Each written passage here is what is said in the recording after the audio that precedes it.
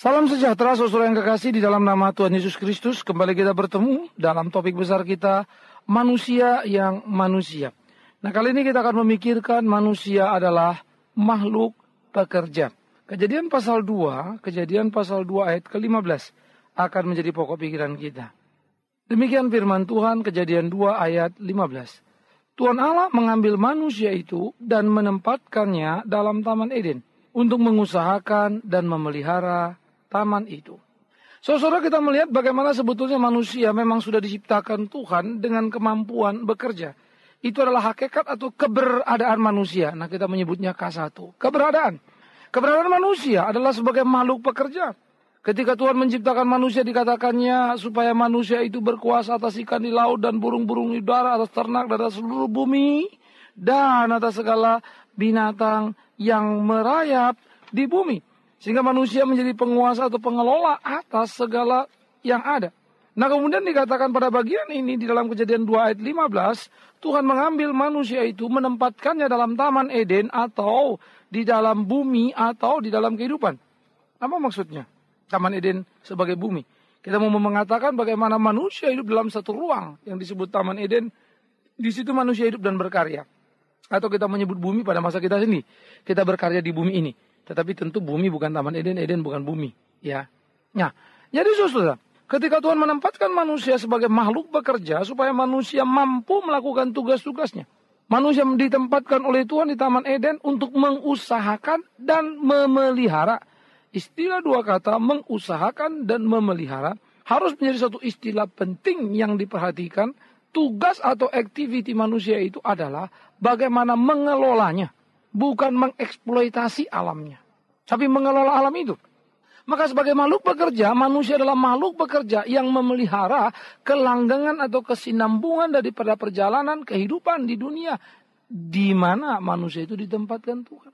Manusia diciptakan sebagai makhluk yang mempunyai kemampuan untuk itu. Ya. Jadi manusia adalah makhluk pekerja. Karena itu tidak ada orang yang mengatakan dia tidak bisa kerja. Semua orang bisa kerja, bahkan orang cacat pun diberikan Tuhan satu spesifikasi yang luar biasa. Bedanya, ada orang cacat yang dipersiapkan, ada orang cacat yang tidak dipersiapkan. Demikian juga orang sehat, ada yang dipersiapkan menjadi pekerja, ada yang tak siap dan tak jadi pekerja. Tetapi hakikatnya manusia adalah makhluk pekerja. Hakikatnya manusia diciptakan dengan kemampuan kerja itu. Itulah manusia. Jadi Alkitab mengatakan itu. Jadi Tuhan tak pernah menciptakan kita sehingga kita tidak mampu bekerja. Sekali lagi saya katakan, orang cacat pun ketika dilatih mampu menjalankan kerja. Cuma sekali lagi ada yang dilatih, ada yang tak mau melatih dirinya. Jangan karena orang cacat, orang sehat pun banyak yang tak kerja. Kita tak bisa beribu dalih untuk mengungkapkan apapun saja. Untuk lepas daripada tanggung jawab kerja sebagai manusia, manusia pekerja. Di sini kita harus bangun dan jangan menyalahkan realita dunia. Kita harus bangun dari mimpi dan jangan menyalahkan apalagi Tuhan. Lalu berkata seakan-akan Tuhan tidak adil, tidak menjawab doa kita, tidak memberikan pekerjaan kepada kita. Apa iya? Mari kita camkan dan pikirkan itu baik-baik. Apakah kita sudah mengerjakan pekerjaan yang tepat dengan talenta kita?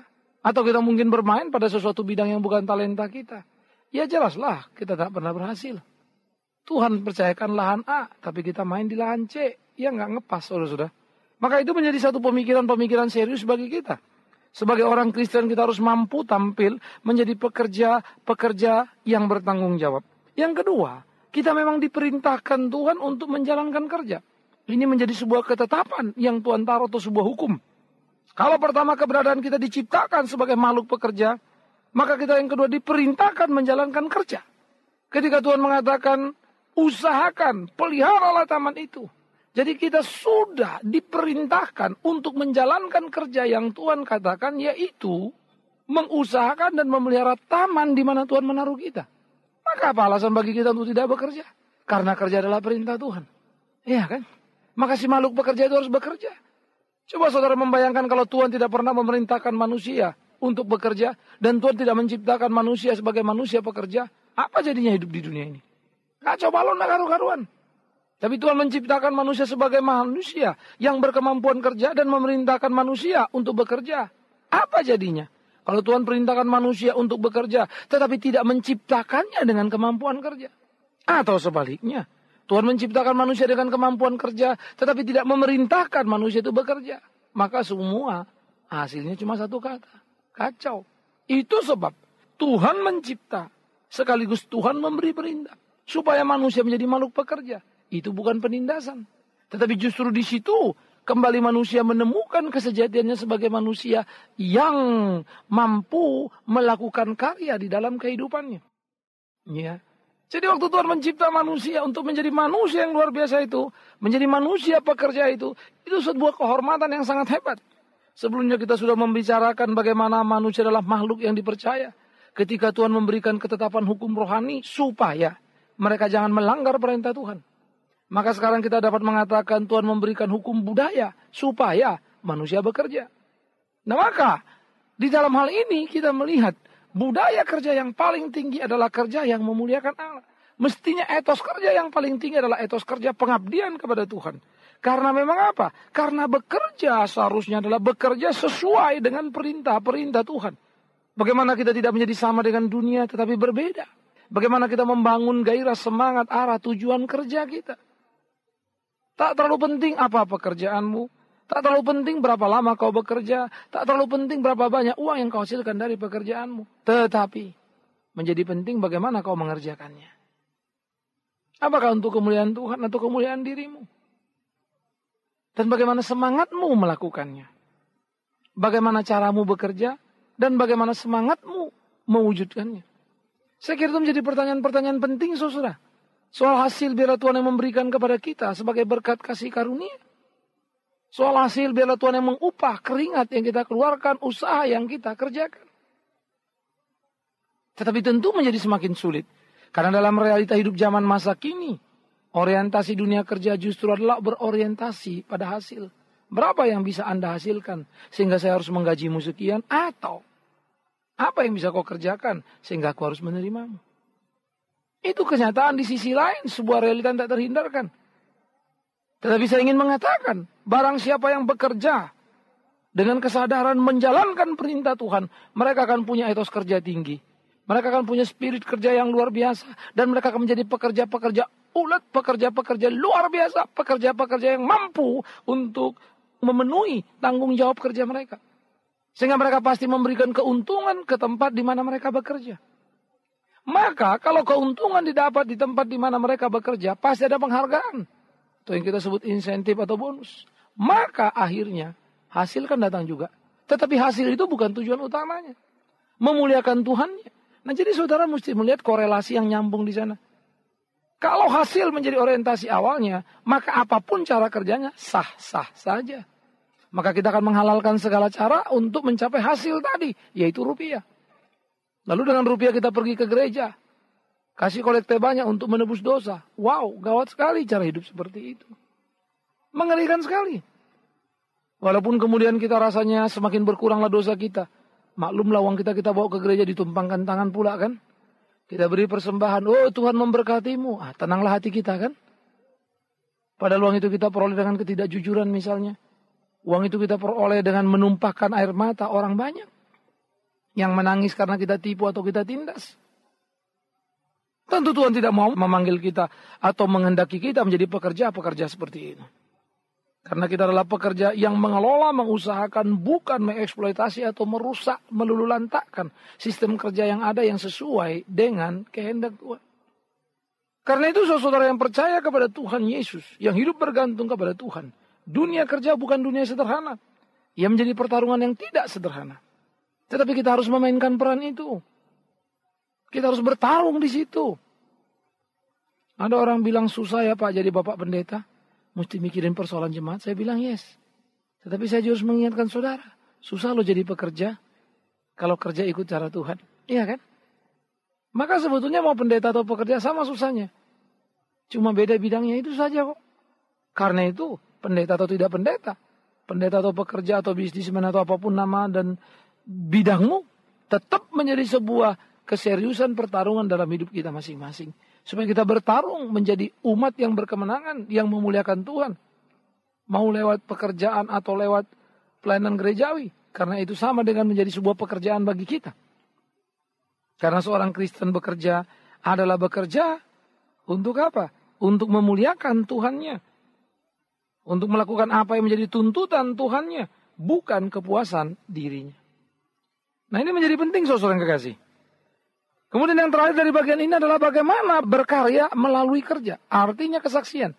Nah, ini menjadi menarik seperti yang saya katakan tadi, pekerjaan kita adalah pelayanan kita. Maka di dalam pekerjaan kita mesti mampu berkarya.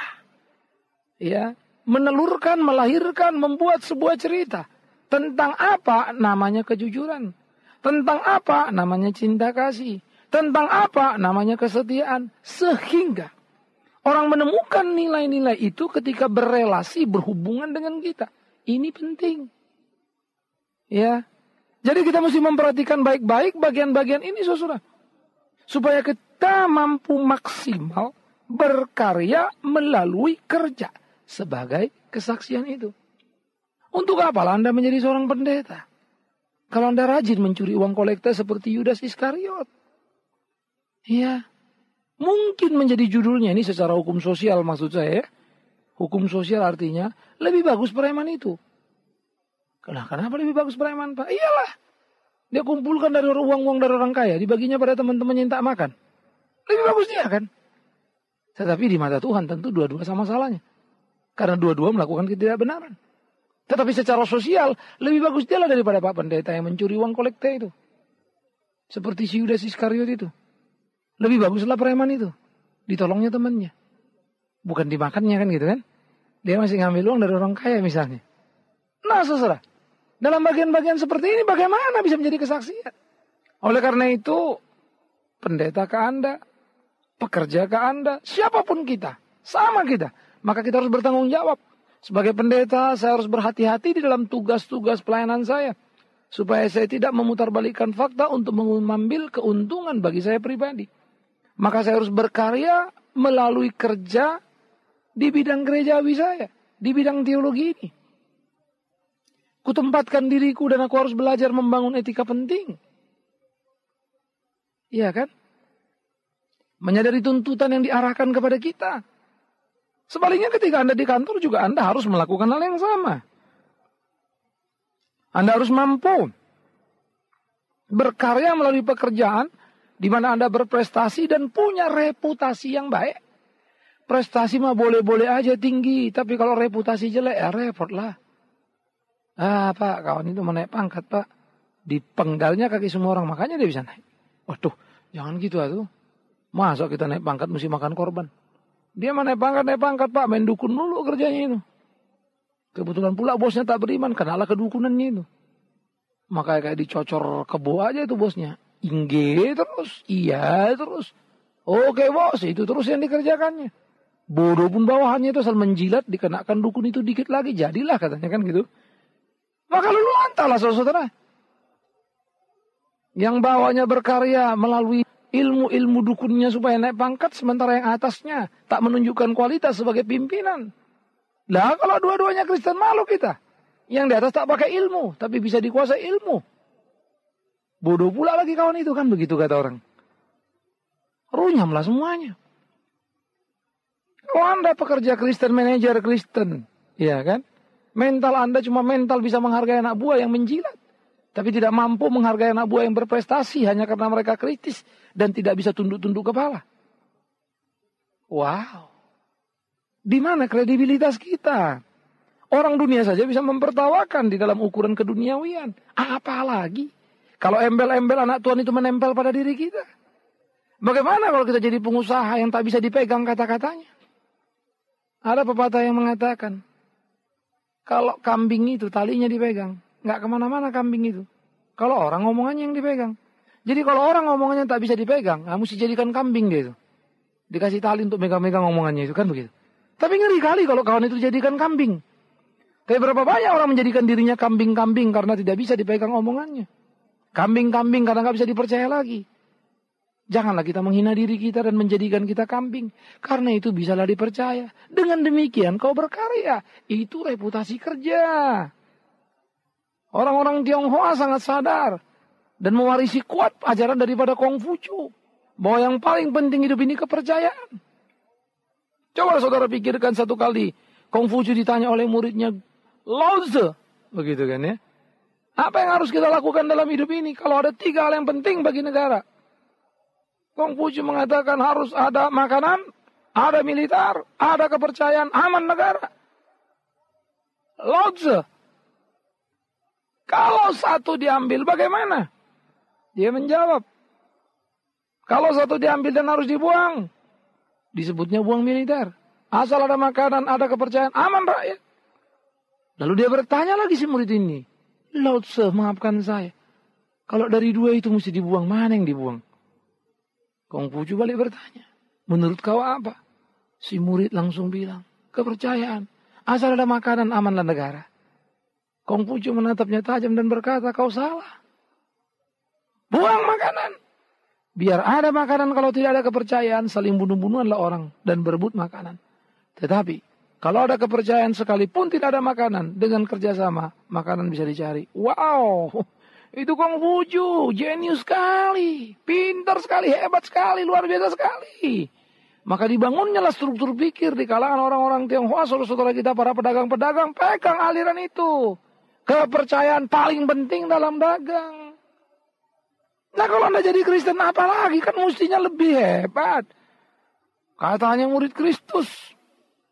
Ya, pengikut Konghucu saja memegang prinsip ajaran sang guru bisa menjadi orang bisa dipercaya. Masa yang Kristen gak bisa dipercaya?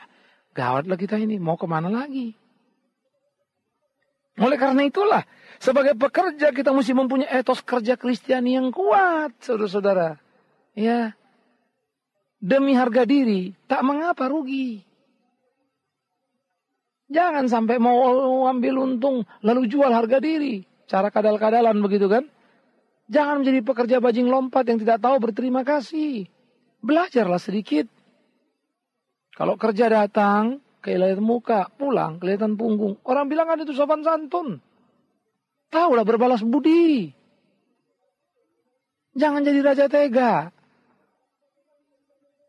Ya, yang mau melakukan segala cara. Orang Kristen tidak begitu, saudara-saudaraku. Pak, kalau nggak begitu kita nanti disabat, disalib, di sini, diakal-akalin. Oh, nanti dulu. Jangan kau pikir Tuhan tidak mampu menolongmu. Terlalu kecil itu buat Tuhan. Tapi kalau kau mengalami kesulitan, percayalah. Tuhan mau kau diasah melalui kesulitanmu untuk menemukan kesejatian kekristenanmu. Dia baik. Jalanin itu. Ya.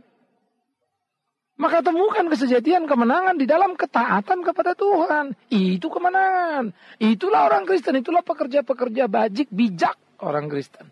Yang berprestasi dan mempunyai reputasi. Saya percaya. Orang-orang Kristen akan terus naik dan leading. Mungkin ditahan hari ini. Tetapi tunggu dulu. Kalau kita berkualitas, apa kau pikir bisa membangun negara ini dengan kuantitas? Kalau membangun negara ini dengan kuantitas itu namanya kita mental kuli. Jumlah banyak. Kalau kualitas, satu mesin bisa menggantikan tenaga 100 atau 1000 orang itu. Itu kualitas. Cepat atau lambat, tuntutan kualitas tak bisa terhindarkan. Maka kalau orang Kristen berprestasi dan bereputasi di dalam kualitas, jangan takutlah. Cepat atau lambat orang harus mengakui bahwa mereka butuh kita. Tetapi, kalau sudah pula kita minoritas secara kuantitas, minoritas pula secara kualitas, mau apa lagi? Jadilah kita disambat sana, diambat sini, nangis sana, nangis sini. Karena tak ada kualitas. Lalu kita mulai merengek-rengek. Ya, karena minoritas itulah. Lah, jangan gitulah. Kalau memang kita kualitas, ya, hambatan pun kita akan hadapi dengan cara berkualitas. Sadar kita pertarungan tak selesai. Bahwa hidup memang adalah sebuah pertarungan terus-menerus yang harus dikerjakan seumur hidup kita. Saudara mulai membayangkan bukan? Ketika pekerja-pekerja Kristen tampil dalam mentalitas, etos kerja yang tinggi, semangat yang luar biasa.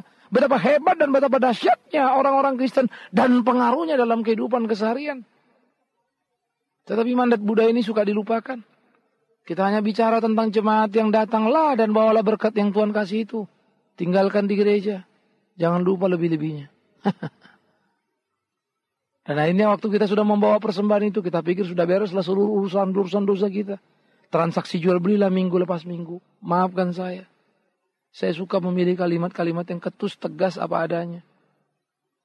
Supaya jangan sampai kita ditipu dan tertipu oleh banyak cara. Temukan kesejatian dirimu dalam kejujuran batinmu. Jawab panggilan Tuhanmu, jadilah pelayannya yang tangguh. Jadilah pekerja-pekerja seperti apa yang dikehendakinya. Dimanapun kau dan aku, kita adalah pelayan-pelayannya. Ia tahu siapa kita, kualitas kita. Oleh karena itu saudara, manusia sebagai makhluk pekerja dalam perspektif Kristiani itu memang betul-betul kontekstual dan harus diaktualisasi di dalam hidup ini. Sampai orang akan berkata, sungguh berbeda orang Kristen. Anda mau nama Tuhan dipermuliakan, tapi Anda tidak mau hidup mulia. Bagaimana bisa? Anda mau nama Tuhan diagungkan, tapi kehidupan Anda tidak mencerminkan keagungan Allah itu. Bagaimana bisa? Maka yang sebaliknya terjadi, kita bisa jadi batu sandukan yang membuat banyak orang jatuh. Boro-boro mengenal Tuhan.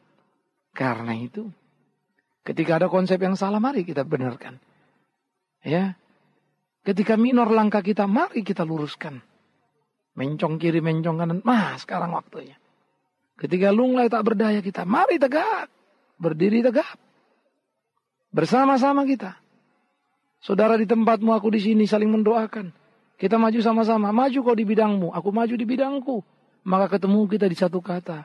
Kita sama-sama hamba Allah yang memuliakan Dia. Bukankah itu kerinduan kita? Karena itu rekan-rekan pengusaha, businessman, gitu ya. Accounting, lawyer, ya, apapun Anda, atasan, manajerial, atau bawahan, siapapun Anda, buruh tetap atau harian, siapapun Anda, di owner atau siapa saja, semua kita sama, hanya satu kata, mari kita muliakan nama Tuhan kita lewat karya kerja kita. Kiranya Tuhan memberkati kita, saudara dan saya, kita adalah makhluk pekerja. Selamat bekerja, jangan malas. Jangan kau hina dirimu dengan tidak mau bekerja. Bekerjalah selagi ada yang masih bisa dikerjakan. Ketika kerjaan itu belum ada, taruh harapmu pada Tuhan. Tapi jangan tidak bekerja karena kau kurang tanggung jawab. Kondisi bisa kita lewati perlahan-lahan. Tuhan akan menolong memampukan kita menemukan jalan keluar. Tuhan memberkati. Amin. Kita berdoa. Kami bersyukur, kami berterima kasih untuk cinta kasih Tuhan di dalam hidup kami. Kami berdoa, menyerahkan, memasrahkan seluruh kehidupan kami. Supaya dituntun, dibimbing oleh Tuhan senantiasa. Terima kasih. Ampunkan kami akan dosa, salah dan kelemahan kami. Jadikan kami murid-murid yang tangguh di tengah zaman yang bengkok ini. Supaya kami jadi laskar-laskar Kristus, pekerja-pekerja yang hebat itu. Di dalam nama Yesus Kristus Tuhan. Kami berserah diri dan kami senantiasa mohon pimpinan Tuhan. Supaya Tuhan menjadikan kami murid Tuhan yang sejati.